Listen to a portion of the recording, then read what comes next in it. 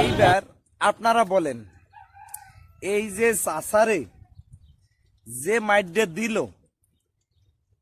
এই মাইয়াটা কিন্তু কোনো হলিউডের নায়িকা অথবা কোনো বলিউডেরও নায়িকা না, কিন্তু যে স্টাইলে ঘুষিটা মারছে মনে হয় জানো ওই হলিউডের নাই বলিউডের নায়িকা।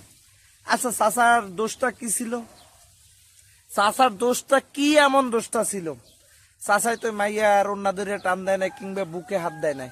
এই আপনারা সবাই দেখছেন ওই মাইয়ার চেহারা দেখছেন? ওই মাইয়ার চেহারা দেখছেন আপনারা সবাই? মাইয়ার চেহারা দেখলে বমি আইবে না এমন কোন লোকের নাই যে বমি না আইবে। পুরা পুরা শরীর আর পুরা যে চেহারা, যে ফেসটা আপনারা দেখছেন কি অবস্থা, ফেসটাই কিন্তু পছন ধরছে, পছন, এমন পছনটা ধরছে যা বিশ্রী আকারে দেখা যাচ্ছে। আমি তো দেখলাম কয়েকটা ভিডিও ওই মাইয়ার। তো কি কারণে ওই মাইয়াটা ওই চাচারে এই রকমের ঘুষিটা মারলো?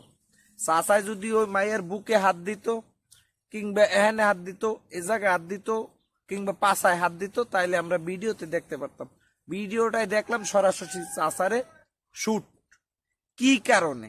যাই হোক, এখন এর আমরা সুষ্ঠু একটা বিচার চাই, একটা তদন্ত চাই।